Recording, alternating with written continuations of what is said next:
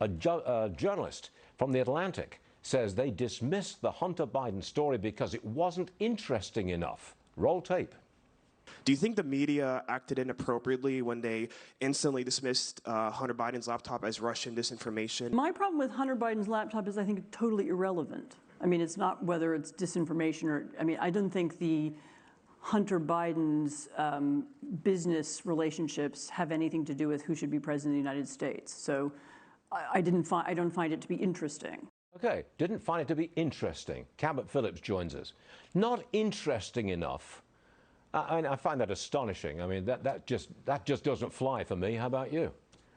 Well, isn't it convenient how the things that are determined to be interesting or not are often based on who they might help or hurt? We now have email proof that their first strategy was saying, well, we're going to discount these emails. We're going to discount everything on this laptop. It just can't be true.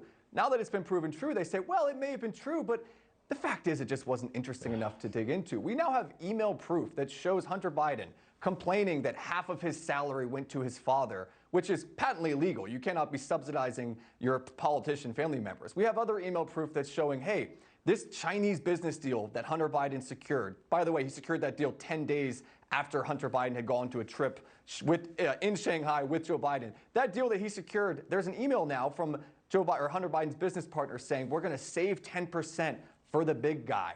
I think average journalists, the real journalists that want to uncover the truth, would be saying, who's the big guy here? Are politicians being subsidized by their family members that are securing corrupt deals overseas? But the journalists don't care about that because they care about the narrative. They care about who can be helped, who can be hurt by their stories. And I think the Hunter Biden scandal, it's far from over. There are going to be more details that come out. But ultimately what they're doing here is showing their hand. They're showing the things they're interested in reporting on, and it's based on who it's going to hurt. And we know if it hurts Democrats, they're not going to dig into it. And the mainstream media is not going to get its reputation back. Not that it was much of a reputation in the first place. Now, change the subject again. The House, right now, I believe, holding a hearing to examine stock trading reforms for members of Congress. Okay, let's get the big picture here. Do you think that members of Congress should be allowed to trade stocks?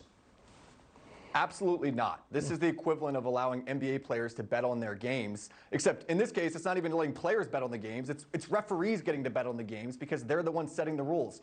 Our politicians are setting the rules of our economy, and they have a direct say in the outcome, but now they can pick and choose winners and losers in the stock market. Just to give you some context here, Stuart, the average U.S. senator beats the market each year by 11% in their individual trades. And some examples of some of those trades seem to show inside trading. Nancy Pelosi, she and her husband last year bought over $3 million of Microsoft stock. And wouldn't you know it, 12 days later, Microsoft announced a $22 billion contract that they'd scored with the Department of Defense. Nancy Pelosi's up 160% on that trade since it went through. Then there was another member, Kathy Manning, a Democrat in the House. She bought $30,000 of Lockheed Martin stock. 12 days later, they announced a $10 billion deal to modernize the F-22. She sits on the House Committee House Subcommittee on Foreign Affairs. But there are Republican members doing this too. House member Pat Fallon.